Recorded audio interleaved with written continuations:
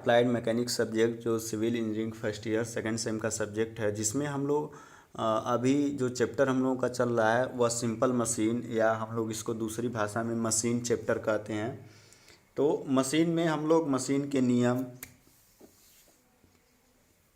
Machine की परिभाषाएं, compound machine, simple machine और वेगानुपात, यांत्रिक लाभ, इफ़िशियंसी और इससे घर्षण से क्या हानि लॉसेस होती हैं, लॉ ऑफ मशीन, ये सब हम लोग पढ़ चुके हैं। अब इसके बाद हम लोग पढ़ेंगे कुछ जो हमारी लिफ्टिंग मशीनें होती हैं। लिफ्टिंग मशीन का मतलब होता है कि कुछ भार उठाने वाली जो मशीनें होती हैं उनका वेगानुपात कितना होता है।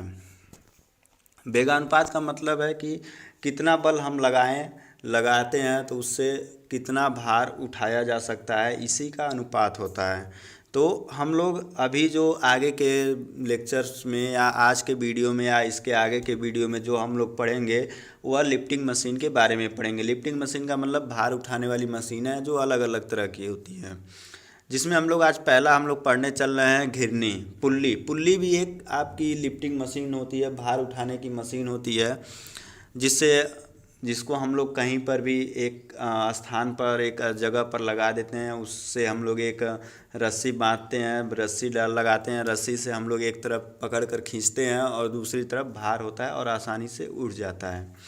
तो घिरनी होती क्या है? यह लकड़ी या धातु का बना हुआ खांचेदार पहिया होता है जो अपनी धुरी के परितः स्वतंत्रता पूर्वक घूमता है। खांचेदार पहिया का मतलब है, आप देखे होंगे कि जो घिरनियाँ होती हैं इस तरह से होती हैं, यहाँ से आपका या किसी न किसी जगह पे क्या होती हैं, स्थिर होती हैं। एक तरफ आपका भार लगा होता है और एक तरफ आप लोग क्या लगाते हैं, प्रयास, एफर्ट लगाते हैं या बल लगाकर खींचते हैं, और एक तरफ आपका भार होता है। तो वह भार आपका क्या होता है, उठने लगता है। और इसका यदि आपको दूसरी तरह से दिखाया जाए तो यह इस तरह से खांचेदार पहिया होता है, इस तरह से बीच में आपका गहरा होता है और साइडों पे क्या होता है, उठा होता है। और जो गहरा वाला भाग होता है यह इसी में ही रस्सियों को लपेटा जाता है। रस्सी या कोई डोरी होती है उसको लपेटा जाता है ताकि आपकी रस्सी क्या हो, पुल्ली से बाहर ना निकले। इसके लिए किनारों पर ऊंचा बनाया जाता है पहिए को और बीच में गहरा बनाया जाता है। घिरनी जिस धातु या लकड़ी के बने खांचे में लगा रहता है उसे पुल्ली ब्लॉक कहते हैं। यह जो घिरनी होता है यह इस तरह से एक ब्लॉक होता है जिससे आपका लगा होता है। इसी ब्लॉक को हम, इसी लकड़ी या धातु के टुकड़े को हम लोग कहते हैं क्या, ढांचा कहते हैं या पुल्ली ब्लॉक कहते हैं। अब बात करते हैं कि जो आपके घिरनियाँ होती हैं वह दो तरह की घिरनी होती हैं। कितनी तरह की? दो तरह की। पहली आपकी होती है चल घिरनी और दूसरी होती है आपकी अचल घिरनी। चल घिरनी मूवेबल पुल्ली, अचल घिरनी फिक्स्ड पुल्ली। फिक्स्ड पुल्ली का मतलब होता है कि जो पुल्ली कहीं किसी दीवार या छत या कोई धरन पर क्या हो, फिक्स हो, वह ऊपर नीचे गति नहीं करेगी, सिर्फ और सिर्फ क्या होगी, अपने अक्ष के परितः सिर्फ और सिर्फ क्या होगी, घूम सकेगी। उसी को कहते हैं हम लोग क्या, अचल पुल्ली। चल पुल्ली क्या होती है? जो चल पुल्लियाँ होती हैं, जब हम लोग बल लगाकर रस्सी को खींचते हैं या डोरी को खींचते हैं, यहाँ जो आपकी यहाँ पर चल पुल्ली की बात होती है, जो हम लोग बल लगाकर खींचते हैं किसी भी रस्सी को, तो उस रस्सी के कारण वह, उस रस्सी पर पुल्ली लगी होती है और वह पुल्ली क्या होती है, ऊपर नीचे मूव करने लगती है। घूमती तो है, घूमने के साथ साथ क्या करती है, वह ऊपर नीचे गति करने लगती है। तो उस पुल्ली को हम लोग कहते हैं मूवेबल पुल्ली।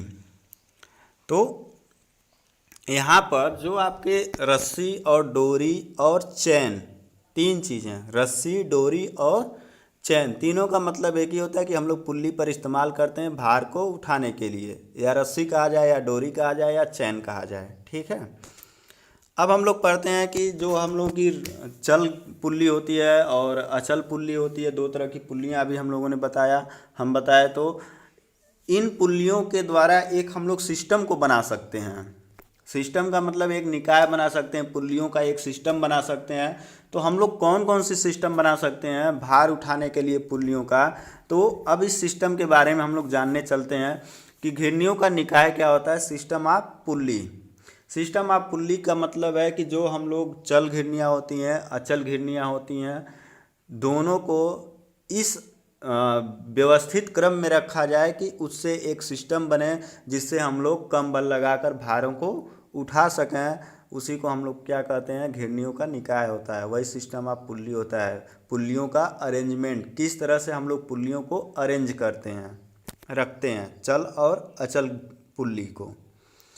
तो सिस्टम क्या होता है, सिस्टम ऑफ पुल्ली। जब भारी बोझ उठाने के लिए कई घिरनियाँ प्रयोग की जाती हैं तो घिरनियों के ऐसे प्रबंधन को घिरनियों का निकाय कहते हैं। बोझ उठाने के लिए कई घिरनियाँ प्रयोग की जाती हैं। कई घिरनियों में आपके मूवेबल और फिक्स दोनों तरह की घिरनियाँ होती हैं। जो आपका पहला है आपका घिरनियों का प्रथम निकाय, first system of pulley, second system of pulley और थर्ड सिस्टम ऑफ पुल्ली। तो इसमें हम लोग पढ़ेंगे फर्स्ट सिस्टम ऑफ पुल्ली क्या होता है। फर्स्ट सिस्टम ऑफ पुल्ली यह आपका डायग्राम दिखाया गया है। डायग्राम में यह जो आपको ऊपर यह जो आपका है, यह एक धरन है, बीम है, जिससे एक आपकी पुल्ली नंबर 4 जो है ये आपकी अचल पुल्ली है, बांधी गई है। पुल्ली नंबर 1, 2 और 3, 1, 2 और 3 ये तीनों की तीनों पुल्लियाँ क्या हैं, मूवेबल पुल्ली है, चल पुल्ली है। और जो सबसे नीचे पुल्ली है वो कौन सी है, पुल्ली नंबर 1, और इसी से भार को W लटकाया जाता है।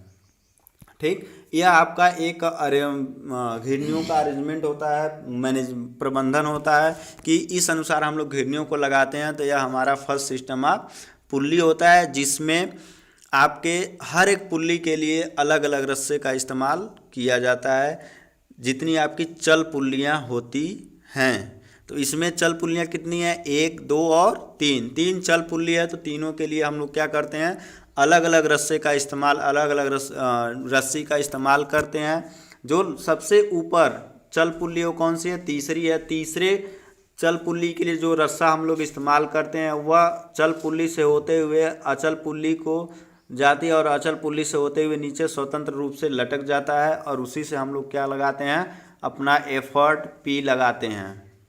ठीक, और जो आपका इसको अरेंज करने का है कि अलग अलग हम लोग रस्से प्रयोग कर रहे हैं। यह रस्से पुल्लियों से होते हुए अगली पुल्ली के केंद्र पर जाकर बच जाती है, फिर दूसरा रस्सा उस पुल्ली से होते हुए अगली पुल्ली के केंद्र पर जाकर बंध जाता है। इस तरह से यह एक अरेंजमेंट होता है पुल्लियों का, और इसी को हम लोग इसमें थ्योरी के रूप में लिखते हैं। अब थ्योरी देख लीजिए। प्रथम निकाय में, इस निकाय में एक चल घिरनी तथा 2 या 2 से अधिक, एक आपका अचल घिरनी तथा 2 या 2 से अधिक आपकी क्या होती है, चल घिरनियाँ होती हैं। तो यह आपकी घिरनी नंबर 4 एक आपकी क्या हो गई, अचल घिरनी हो गई, और 1, 2, 3 यह तीनों आपकी क्या हो गई, चल घिरनियाँ हो गई, मूवेबल पुल्ली हो गई, और एक आपकी क्या हो गई, फिक्स पुल्ली हो गई। तो फिक्स पुल्ली आपकी एक हो गई, लेकिन मूवेबल पुल्ली 2 या 2 से अधिक हम लोग रख सकते हैं। यहाँ पर 3 दिखाया गया है, आप 4 भी रख सकते हैं, 5, 6 जितना आपको इच्छा हो आप रख सकते हैं। ठीक है, तो अब इसी के अरेंजमेंट के बारे में इसमें पूरा थ्योरी लिखा गया है। अब देखिए आगे, जितनी चल घिरनियाँ होंगी उतनी ही डोरियों का प्रयोग की जाती है। जितनी आपकी चल घिरनियाँ हैं उतनी हम लोग क्या करते हैं, डोरी या रस्सी का प्रयोग करते हैं। तो चल घिरनियाँ हमारी 1, 2, 3 है, तो 3 हम लोग रस्सी का प्रयोग करेंगे। तो रस्सी का एक सिरा किसी दृढ़ आधार से बंधा रहता है। दृढ़ आधार का मतलब है ऊपर या बीम या फिर आपकी छत एक दृढ़ आधार है, बीम से बांध सकते हैं, छत से बांध सकते हैं। तो इसका एक सिरा क्या है, देखिए पहले वाले रस्से का सिरा A पॉइंट पर बंधा है, दूसरे वाले का B पॉइंट पर, तीसरे वाले का C पॉइंट पर बंधा हुआ है। तो एक दृढ़ आधार से बंधा हुआ है एक सिरा, और दूसरा सिरा कहाँ जा रहा है, दूसरा सिरा ऊपर वाली पुल्ली के केंद्र से बंधा रहता है, और दूसरा सिरा कहाँ है, नीचे पुल्ली से होते हुए ऊपर वाली पुल्ली के केंद्र पर क्या है, बंधा है। इस प्रकार अंतिम डोरी का दूसरा सिरा सबसे ऊपर वाली फिक्स पुल्ली से होता हुआ स्वतंत्र लटका रहता है, जिस पर हम लोग क्या लगाते हैं, प्रयास एफर्ट पी लगाया जाता है। वही हम लोग अभी हम इसके अरेंजमेंट के बारे में बताएं कैसे। सेम उसी अरेंजमेंट को क्या करते हैं हम लोग थ्योरी के रूप में लिखते हैं। अब यहाँ से जो लास्ट वाला है यह आपका तीसरा है, एक दृढ़ आधार से बंधा है और नीचे पुल्ली से होते हुए चौथी जो आपकी फिक्स पुल्ली है उससे होते हुए नीचे आपका लटकाया गया है, जिस पर हम लोग क्या लगा रहे हैं, अपना एफर्ट पी को लगा रहे हैं। अब क्या है, नीचे वाली घिरनी से भार डब्लू को लटकाया जाता है। जो सबसे नीचे आपकी घिरनी होती है उससे क्या करते हैं, भार को लटकाते हैं चित्र के अनुसार। अब इस चित्र को ध्यान से देख लीजिए। अब इसके बाद हम लोग इसका वेगानुपात निकालेंगे। अब इसमें हम समझा देते हैं कैसे निकाला जाता है। जब हम लोग मान लेते हैं कि यह भार हम लोगों का x दूरी ऊपर उठता है, यह भार आपका x दूरी ऊपर उठता है। मान लीजिए पहले भार यहाँ है, अब हम लोग बल लगाकर यहाँ से खींचे तो यह x दूरी ऊपर उठ गया, यहाँ तक आ गया। ठीक, यह दूरी आपकी क्या है, x यहाँ तक आ गया। जब भार x दूरी ऊपर उठ रहा है तो यह पुल्ली का केंद्र भी तो x दूरी ऊपर उठेगा, पहली वाली पुल्ली का केंद्र। जब पहले वाली पुल्ली का केंद्र x दूरी ऊपर उठेगा तो अब यहाँ से रस्सा आपका कितना खुलेगा या फिर कितना चलेगा। रस्सा x दूरी एक तरफ और x दूरी दूसरी तरफ, कितनी दूरी चला, 2x दूरी। ठीक, अब 2x दूरी चला तो अब यहाँ से जो यह आपका x दूरी ऊपर उठा तो इसके कारण ये भी तो पुल्ली आपकी x दूरी ऊपर उठेगी, 2x दूरी। अब 2x दूरी यह ऊपर उठेगा तो एक तरफ का रस्सा कितना चला, उसका 2 गुना, ये 1 गुना और इसका 1 गुना, यानी कि x और x 2x दूरी। देखिए फिर से समझा देते हैं कि यह आपका भार x दूरी जब ऊपर उठेगा, हमने मान लिया कि भार हमारा x दूरी क्या हो रहा है, ऊपर उठ रहा है। जब x दूरी ऊपर उठ रहा है तो आपकी जो पुल्ली का केंद्र है वो भी आपका x दूरी ऊपर उठेगा। पुल्ली का केंद्र x दूरी ऊपर उठेगा तो जो हमारे रस्से हैं एक तरफ x और एक तरफ x तो कितने हो गए, 2x रस्सा हमारा क्या होगा, ऊपर की तरफ खींचेगा। अब ये 2x क्यों खींचेगा, क्योंकि जो आपकी रस्सा है यह पुल्ली के दोनों तरफ इस तरह से लगा हुआ है, इस तरह से, और बीच में आपकी पुल्ली है, इसका केंद्र या x दूरी ऊपर उठा तो यह रस्सा भी तो यहाँ से यहाँ तक जाएगा। तो x एक तरफ और x एक तरफ, तो 2x दूरी आपका क्या हुआ, रस्सा ऊपर उठा। अगले वाली पुल्ली का केंद्र 2x दूरी उठा तो अब उसके अनुसार क्या हो गया, एक तरफ रस्सा 2x दूरी, एक तरफ 2x, यानी 2x का 2 गुना क्या हो गया, 2x का 2 गुना रस्सा आपका क्या हो गया, ऊपर निकला। अब इसी तरह आपकी तीसरी पुल्ली है तो वह आपका 2 गुणे 2x दूरी आपका क्या होगा, 2 गुणे 2x दूरी ऊपर उठेगा तो रस्सा हमारा कितना जाएगा, 2 गुणे 2, 3 टाइम 2 इंटू x दूरी आपका रस्सा क्या होगा, ऊपर की तरफ खींचेगा। जब ऊपर की तरफ खींचेगा तो यह आपका क्या हो जाएगा, या अब P कितना दूरी चलेगा, जितना यहाँ से रस्सा ऊपर उठेगा उतना ही P आपका क्या होगा, नीचे आ जाएगा। तो यह आपका यहाँ से यहाँ तक कितना आ जाएगा, 2 गुणे 2 x दूरी आपका क्या होगा, नीचे आएगा। 2 गुणे 2 x, यह P आपका कितना होगा, इतना दूरी आपका नीचे आ जाएगा। किसके कारण, जब आपका भार x दूरी ऊपर उठ रहा है तब। इसी चीज़ को आगे थ्योरी के रूप में लिखा गया है। देखिए, जब घिरनी का भार नगण्य हो तो माना कि पुल्ली 1 का केंद्र x दूरी ऊपर उठता है तो पुल्ली 1 पर रस्सा 2x दूरी क्या होगा, ऊपर चलेगा। तो अब 2x दूरी कैसे ऊपर चलेगा, यहाँ पर अभी हमने समझाया कि यह भार x दूरी ऊपर उठ रहा है तो पुल्ली का केंद्र भी x दूरी ऊपर उठेगा। तो यहाँ से रस्सा कितना चलेगा, रस्सा पुल्ली के दोनों तरफ है तो एक तरफ x और एक तरफ x, यानी कि x 2x दूरी। ठीक, अब यह रस्सा 2x दूरी ऊपर उठा। अब पुल्ली 2 का केंद्र कितना ऊपर उठा, 2x दूरी, 2x। अब इसके कारण जो आपका रस्सा है एक तरफ कितना खुलेगा और दूसरी तरफ, अब इसके अनुसार देखिए इसी प्रकार पुल्ली 2 का केंद्र 2x दूरी क्या होगा, ऊपर उठेगा तो रस्सी द्वारा चली गई दूरी कितना होगा, 2x का 2 गुना। तो अब यहाँ पर देखिए,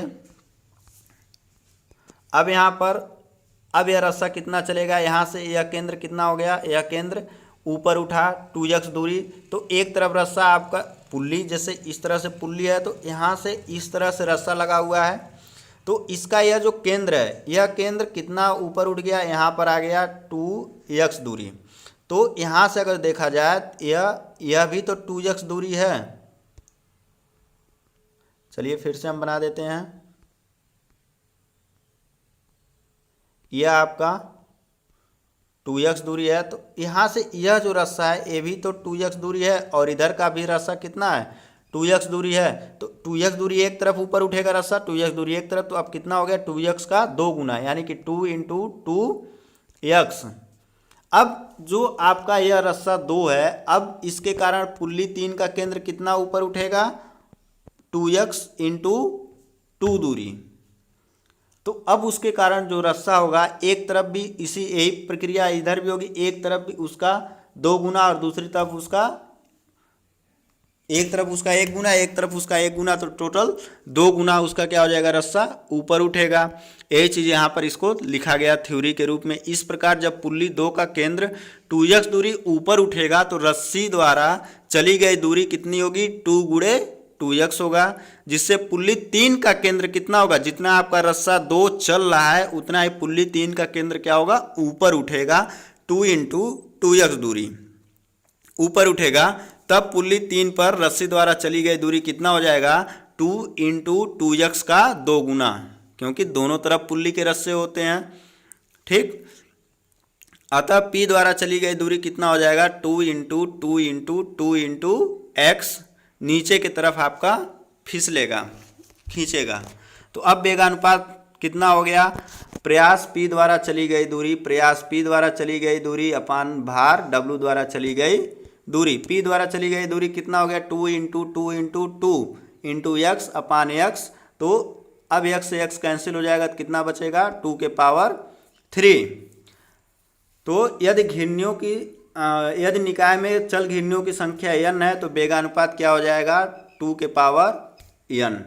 तो हमारे जो पहला सिस्टम है, पहला सिस्टम आप फर्स्ट सिस्टम ऑफ पुल्ली में जो वेगानुपात होता है VR होता है वो कितना होता है 2⁴n। यदि आदर्श मशीन के लिए बात किया जाए, आदर्श मशीन के लिए नीटा का मान 1 होता है और इफिशियंसी आपकी 100% होती है, तो आपका क्या हो जाएगा mechanical advantage MA = वेगानुपात VR = 2⁴n। यहाँ पर जो n है यह आपके होता है चल पुल्लियों की संख्या। यहाँ पर देखिए 2⁵ है, यानी कि 3 हम लोग चल पुल्ली लिए हैं तो 2⁵ आया, तो यह 3 आपकी क्या हो गई चल पुल्लियाँ हो गई, मूवेबल पुल्ली हो गई। तो आपके n पुल्लियों की मूवेबल पुल्लियों की संख्या है, तो आपके कितने हो जाएंगे 2⁵n। यह आपका क्या हो जाएगा वेगानुपात, ठीक।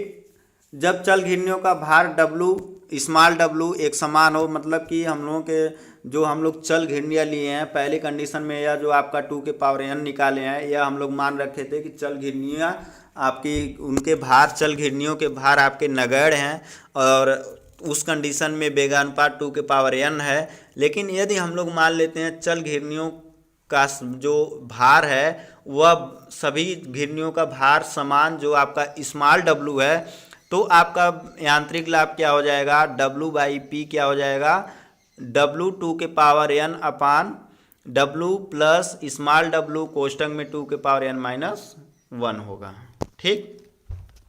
अब हम लोग दूसरी बात करते हैं सेकंड सिस्टम ऑफ पुल्ली का, घिरनियों का द्वितीय निकाय। अब द्वितीय निकाय में क्या होता है, इसकी पहचान क्या होती है कि द्वितीय निकाय की घिरनियों में सिर्फ और सिर्फ एक ही रस्से का प्रयोग किया जाता है। अब इसके बारे में हम लोग देखते हैं। जो सेकंड सिस्टम ऑफ पुल्ली होता है कि इस निकाय की मुख्य पहचान यह है कि केवल एक ही डोरी सभी घिरनियों से होकर जाती है। इसमें 2 घिरनियों का ब्लॉक होता है, ऊपरी ब्लॉक अचल होता है और तथा नीचे के ब्लॉक चल होते हैं, जिससे W भार को लटकाया जाता है। दोनों ब्लॉकों में घिरनियों की संख्या बराबर या नीचे के ब्लॉक में एक कम होता है, ठीक। अब इसको हम लोग अरेंजमेंट को समझते हैं कि सेकंड सिस्टम ऑफ पुल्ली क्या होता है। सेकंड सिस्टम ऑफ पुल्ली जो होता है उसमें आपके 2 ब्लॉक होते हैं, एक आपका ऊपर का ब्लॉक और एक नीचे का। एक आपका ऊपर का ब्लॉक हो गया यह आपका ऊपर का ब्लॉक और यह नीचे का ब्लॉक, दो ब्लॉक हो गए। दोनों ब्लॉक में जो ऊपर का ब्लॉक होता है वह आपकी अचल ब्लॉक होता है, फिक्स होता है, और नीचे का जो ब्लॉक होता है वह आपका क्या होता है, चल ब्लॉक होता है। सेकंड सिस्टम आप पुल्ली में हम लोग क्या करते हैं, एक ही रस्से को सभी घिरनियों से लपेटते हुए ऊपर से निकाल देते हैं, जिस पर हम लोग प्रयास पी लगाते हैं। जो नीचे का ब्लॉक होता है, जो हम लोगों का चल ब्लॉक होता है, उससे हम लोग क्या करते हैं, भार को लटकाते हैं। ठीक, यह हो गया इसका अरेंजमेंट कि कैसे क्या हम लोग करते हैं। इसमें देखिए दो तरह की घिरनियाँ हैं। एक आपके सिस्टम है जिसमें आपके पुल्लियों की संख्या सम है, एक आपके सिस्टम है जिसमें पुल्लियों की संख्या विषम है। सम और विषम दोनों हम लोग रख सकते हैं। अब क्या है, यदि निकाय में घिरनियों की संख्या सम है तो रस्सी को ऊपरी ब्लॉक से तथा घिरनियों की संख्या विषम है तो निचले ब्लॉक से बांधना शुरू करते हैं। अब देखिए यहाँ पर जो आपकी पहला चित्र है यह, इसमें आपके पुल्लियों की संख्या सम है, टोटल 6 पुल्ली है। तो जब पुल्लियों की संख्या सम होगी तो जो हम लोग रस्सा बांधना शुरू करेंगे, पहला स्टार्टिंग करेंगे, वो क्या करेंगे, ऊपर के ब्लॉक से। यहाँ पर देखिए ऊपर के ब्लॉक से रस्से को क्या किया गया है, बांधा गया है। ऊपर के ब्लॉक से नीचे आपके निचले ब्लॉक के तीसरी घिरनी से होते हुए ऊपर के ब्लॉक की तीसरी घिरनी में, फिर आपका यहाँ से नीचे के ब्लॉक के तीसरी घिरनी में, फिर ऊपर के ब्लॉक के तीसरी घिरनी से होते हुए फिर नीचे के ब्लॉक के दूसरी घिरनी में, फिर ऊपर के ब्लॉक के दूसरी घिरनी में, फिर आते हैं नीचे के ब्लॉक के पहली घिरनी में, और फिर सबसे ऊपर ब्लॉक सबसे ऊपरी घिरनी में, ऊपर के ब्लॉक के सबसे ऊपरी घिरनी से हम क्या करते हैं, इस रस्से को निकाल देते हैं, जहाँ से हम लोग प्रयास पी लगाते हैं। जो आपके इसमें रस्से का भाग होता है, टोटल जितनी घिरनियाँ होती हैं उन घिरनियों के बराबर इसमें रस्से के भाग होते हैं। जैसे देखिए सम में आपके टोटल 6 घिरनियाँ हैं तो रस्से के भाग कितने हो गए, एक यहाँ पर ए वाला भाग 1, ए वाला भाग 2, ए वाला भाग 3, ए वाला भाग इधर से 4, ए वाला भाग 5, और यह जहाँ से स्टार्ट किए हैं ए वाला भाग 6। टोटल आपके कितने भाग हैं, 6 भाग हैं। इसी तरह जब आपकी घिरनियाँ विषम होंगी, विषम का मतलब है 5, 7, इस तरह से जब घिरनियाँ होंगी तो इसमें हम लोग क्या करते हैं, तो रस्से को कहाँ से लपेटना स्टार्ट करते हैं, नीचे के ब्लॉक से। जो आपकी नीचे की चल ब्लॉक होते हैं उससे हम लोग रस्सी को बांधना शुरू करते हैं। शुरू करने के बाद फिर एक एक घिरनी से लपेटते हुए फिर अगले घिरनी के अगले निचले ब्लॉक में, फिर ऊपरी ब्लॉक में, फिर निचले ब्लॉक में, इस तरह से क्या करते हैं, रस्सी को लपेटते हैं। देखिए दूसरा जो डायग्राम है इसमें दिखाया गया है कि इसमें पुल्लियों की संख्या विषम है तो निचले ब्लॉक से हम लोग रस्सियों को लपेटना स्टार्ट करते हैं। तो ऊपरी ब्लॉक के निचले घिरने में घिरनी नंबर 3, उसके बाद घिरनी नंबर निचले ब्लॉक के 2, उसके बाद ऊपरी ब्लॉक के घिरनी नंबर 2 में, उससे होते हुए ऊपरी ब्लॉक निचले ब्लॉक के घिरनी नंबर 1, फिर लास्ट में ऊपरी ब्लॉक के घिरनी नंबर 1 से होते हुए निकल जाता है, जहाँ पर हम लोग प्रयास पी लगाते हैं। ठीक, अब इसमें भी जितनी घिरनियाँ होती हैं, घिरनियों की जितनी कुल संख्या होती है उनकी संख्या के बराबर रस्सी के टोटल भाग होते हैं। अब रस्सी के कौन कौन से भाग हैं, यह भाग यहाँ से यहाँ तक, यहाँ से यहाँ तक 1 भाग, यहाँ से यहाँ तक 2 भाग, यह यहाँ से यहाँ तक 3 भाग, यह 4 भाग, और यह आपका 5 भाग। टोटल यहाँ पर कितने भाग हैं रस्सियों के, 5 भाग हैं। और सबसे नीचे के ब्लॉक से हम लोग क्या कर रहे हैं, भार को लटका रहे हैं। जो नीचे की ब्लॉक है, निचला ब्लॉक आपका क्या होता है, चल पुल्लियों का ब्लॉक होता है, और ऊपर का जो ब्लॉक होता है वो क्या होता है, अचल पुल्लियों का। ठीक, इसी के बारे में यहाँ पर थ्योरी में लिखा गया है। इस निकाय में घिरनियों की संख्या के बराबर घिरनियों के दोनों तरफ रस्से के ऊर्ध्वाधर भाग होते हैं। यदि घिरनियों की संख्या n है तो तब डोरियों के प्रत्येक भाग में तनाव T होता है। तो आपका क्या मान लेते हैं कि माना निचले ब्लॉक में कुल भार आपका W है। जो आपके नीचे के टोटल ब्लॉक हैं इसमें कुल भार आपका क्या है, स्मॉल W है। तो चित्र के अनुसार उठाया गया भार कितना हो जाएगा, जो हम लोग वेट लगा रखे हैं कैपिटल W और प्लस नीचे के घिरनियों का भार स्मॉल W, यह किसके बराबर होगा, किसके बराबर होगा? जो आपका तनाव है, तनाव T और इंटू आपके कितनी घिरनियों की संख्या कितनी है? n है। तो आपके ऊर्ध्वाधर जो रस्सी के भाग हो गए तो कितने होंगे? n होंगे। तो n इंटू टी, जो आपका तनाव है n इंटू टी के बराबर आपका कितना होगा? टोटल वेट W प्लस इस निचले वाले घिरनी ब्लॉक का भार small w plus capital W plus small w equal to small n t। अब P और T इक्वल होंगे, क्यों? क्योंकि जो हम लोग रस्सा इस्तेमाल करते हैं, एक ही रस्सा पूरे घिरनी के लिए एक ही रस्से का इस्तेमाल करते हैं, तो इसलिए जितना हम लोग प्रयास लगाकर खींचेंगे रस्से को, उतना ही रस्सी में क्या होगा? तनाव बल उत्पन्न होगा, जो आपका T है। तो दोनों आपका P इक्वल टू T होगा। तो उस समय क्या हो जाएगा? T के स्थान पर क्या हो गया? आपका P हो गया।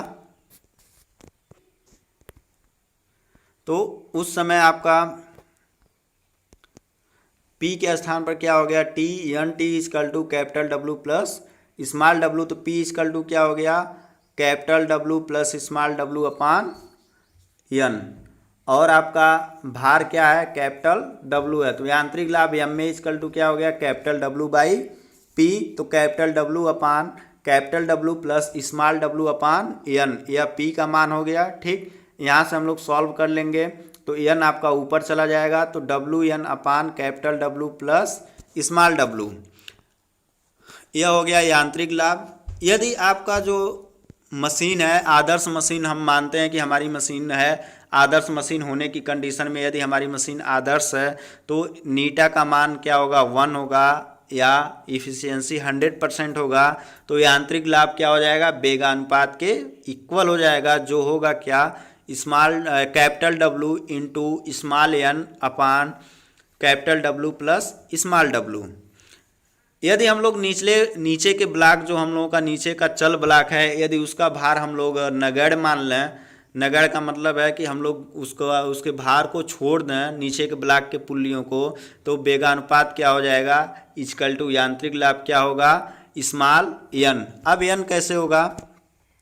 या इसका मान छोड़ देंगे तो यह आपका 0 हो जाएगा। तो कैपिटल W से कैपिटल W कट जाएगा, तो क्या बचेगा हम लोगों का?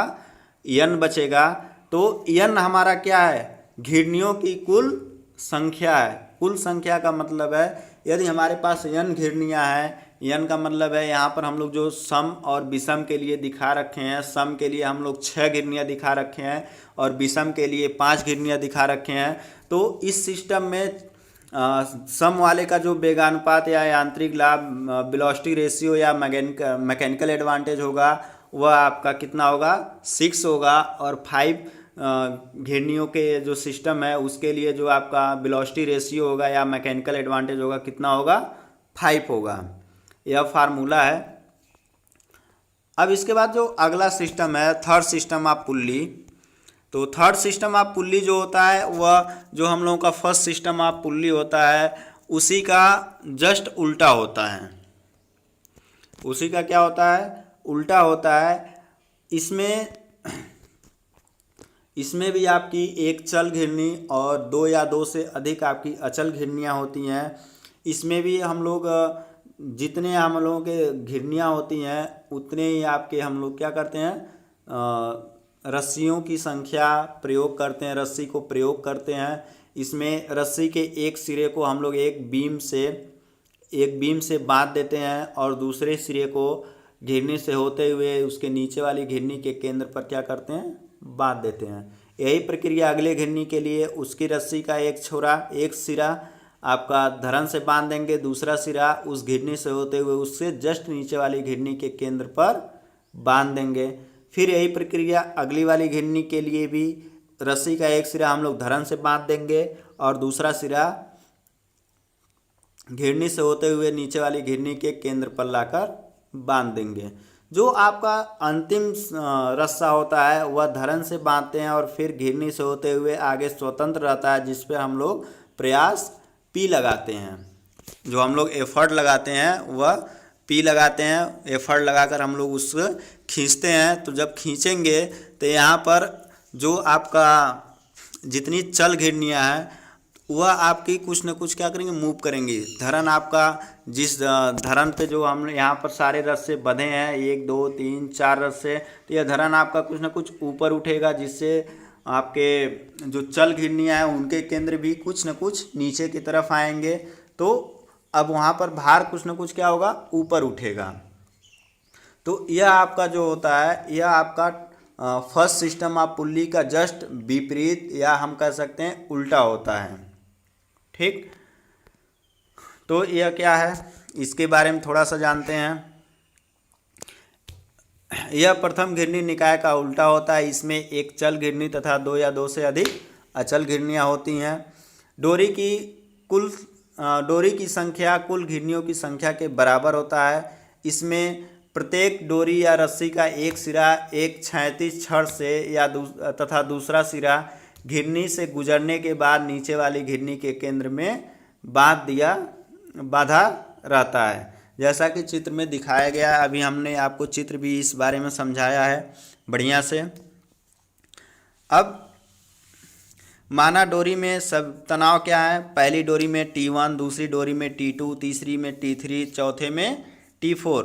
सबसे नीचे वाली जो घिरनी है, या पहली घिरनी है, या दूसरी, या तीसरी, और या सबसे ऊपर की घिरनी आपकी चौथी घिरनी हो गई। तो सभी घिरनियाँ आपकी चिकनी है। चिकनी होने का मतलब है यह आपकी जो घिरनियाँ घर्षण रहित हैं, इसमें कोई फ्रिक्शन नहीं है। जो डोरी है उसको हम लोग मान लेते हैं भारहीन है, और इसमें डोरी के जो दोनों भाग हैं उसमें जो तनाव है वो हम लोग मान लेते हैं क्या, इक्वल है। अब इसके बाद इसको हम लोग इसका वेगानुपात निकालते हैं। देखिए, जो हमारा P बल है, पहले यहाँ थोड़ा सा हम लोग समझ लेते हैं। जो P बल है यहाँ पर, यह P बल है, यह P बल किसके बराबर होगा, तनाव T1 के। तनाव किसके बराबर होगा, T1 के। और जो आपका T2 है वह किसके बराबर होगा, T1 प्लस T1 के। तो यहाँ पर वही देखिए, T1 इजकल टू P और T2 is equal to T1 plus T1, यानी कि 2T1, और T1 किसके इक्वल है, P के, तो यानी कि इजकल टू 2P हो गया। T3 आपका क्या हो जाएगा, T3 is equal to T2 plus T2, यानी कि 2T2 इजकल टू क्या हो जाएगा, 2 इंटू 2P। ठीक, T2 किसके बराबर है, 2P के बराबर है, तो 2 इंटू 2P हो गया। अब T4 का मान जो हम लोग रखेंगे वह 2T3 होता है। T3 plus T3 is equal to आपका 2T3 होता है। तो हम लोगों का T3 का मान कितना है आपका, 2 के पावर 2P, यानी कि 2 इंटू 2P। यह किसके बराबर होता है, T2 प्लस T2 के इजकल टू 2T2। T2 का मान 2P, तो आपका T3 का मान क्या हो गया, 2 इंटू 2P। और T4 का मान क्या हो जाएगा, 2T3। तो आपका T4 का मान कितना हो जाएगा, 2 इंटू 2 इंटू 2 इंटू P, यानी कि 2 के पावर 3P। यदि हम लोग मान लेते हैं घिरनियों की संख्या हम लोगों का n है, तो आपका Tn इजकल टू क्या हो जाएगा, 2 के power n minus 1 into P। अब यहाँ से हम लोग देखते हैं, यदि तीसरी घिरनी के लिए है तो 2 के पावर 2 है, यानी कि तीसरी घिरनी के लिए जितनी घिरनियों की संख्या है उससे एक कम क्या है, 2 के पावर है। और चौथी घिरनी के लिए 2 के पावर 3P है, तो इसका मतलब है कि 4 घिरनियाँ हैं, तो उसके लिए जो 2 के पावर है 4 से कम एक क्या है, 3 है। तो इसी तरह जो हम लोग की n घिरनियाँ होंगी तो उस समय 2 के पावर कितना हो जाएगा, n से एक कम होगा, यानी कि n माइनस 1 इंटू P। चूँकि जो भार है वो क्या है, जितने तनाव बल हैं T1 plus T2 plus T3 n तक हैं, तो सभी का क्या होता है, तनाव बलों के योग के बराबर हमारा क्या है, भार है। भार को उठाने में उतना तनाव बल सभी तनाव बलों के योग के बराबर बल लगेगा। तो यहाँ पर W इक्वल टू क्या करेंगे, जो T1 T2 T3 T4 n तक है उसका मान रख देंगे। तो क्या हो जाएगा, W equal to P plus 2P plus 2 के पावर 2P प्लस 2 के power 3P plus dot dot dot 2 के पावर n माइनस 1P। जो अभी हम लोग यहाँ पर ऊपर यह मान निकाले हैं, यही T के स्थान पर इन मानों को हम लोग P के मान को हम लोग क्या कर देंगे, रख देंगे। तो क्या हो जाएगा, P कॉमन निकाल लीजिए। तो 1 प्लस 2 प्लस 2 के पावर 2 प्लस 2 के पावर 3 प्लस 2 के power 4 plus dot dot dot 2 के पावर n माइनस 1। यह जो आपकी श्रेणी है यह GP श्रेणी है। GP श्रेणी में n पदों का जो योग होता है वह क्या होता है, 2 के पावर n माइनस 1। तो यह हो गया आपका, यहाँ से यह मैथ का फार्मूला है, यह आप डायरेक्ट यहाँ पे फार्मूला यूज कर लीजिए। जो है यह आपका 1 प्लस 2 प्लस 2 के पावर 2 प्लस 2 के power 3 plus dot dot dot 2 के पावर n माइनस 1 है। इसका जब योग करेंगे तो यह होगा कितना, 2 के पावर n माइनस 1। तो W इक्वल टू क्या हो गया, P कोष्टक में 2 के पावर n माइनस 1। यांत्रिक लाभ क्या हो जाएगा, W बाई पी। अगर जो हम लोग P को दूसरी तरफ लाएंगे बराबर के, तो W बाई पी हो जाएगा इक्वल टू 2 के पावर n माइनस 1। तो यह हो गया आपका यांत्रिक लाभ। थर्ड सिस्टम आप पुल्ली का, यदि हमारी जो हम लोगों की पुल्ली है सिस्टम है वह आपका आदर्श सिस्टम हो, यानी कि इसमें कोई फ्रिक्शन लॉसेस या अन्य कोई लॉसेस ना हो, तो उस समय नीटा इफिशियंसी का मान 1 होता है इक्वल टू, या 100% हम मान लेते हैं 1 या 100%। तब उस कंडीशन में क्या होता है, जो हमारी वेलोसिटी रेशियो होती है मैकेनिकल एडवांटेज के इक्वल होता है। Velocity ratio equal to mechanical advantage equal to 2 के पावर n माइनस 1। तो यहाँ पर हम लोग तीन सिस्टम के बारे में पढ़े, घिरनियों के सिस्टम के बारे में। तो पहले वाले सिस्टम का जो हम लोगों का यांत्रिक लाभ निकल के आया वो क्या था, 2 के पावर n। देखिए 2 के पावर n, यानी कि 2 के पावर n जो है हम लोगों की चल घिरनियों की संख्या। इस चीज़ को याद रखिएगा कि कौन से सिस्टम में हम लोग पुल्ली है तो उसका वेलोसिटी रेशियो और मैकेनिकल एडवांटेज क्या है। तो पहले सिस्टम का वेलोसिटी रेशियो क्या है, 2 के पावर n जो है जो हमारी मूवेबल पुल्ली होती है, मूवेबल पुल्लियों की संख्या। दूसरे वाले सिस्टम के लिए क्या है, जो जितनी घिरनियाँ हैं चल और अचल, जो वेलोसिटी रेशियो है चल और अचल घिरनियों की संख्या के बराबर, यानी कि कुल घिरनियों की संख्या के बराबर। तो सेकेंड सिस्टम आप पुल्ली का जो वेलोसिटी रेशियो है वो क्या है आपका, n घिरनियों की कुल संख्या, चल हो या अचल हो। तीसरे सिस्टम में क्या है, तीसरे सिस्टम में जो हमारा वेलोसिटी रेशियो होता है 2 के पावर n माइनस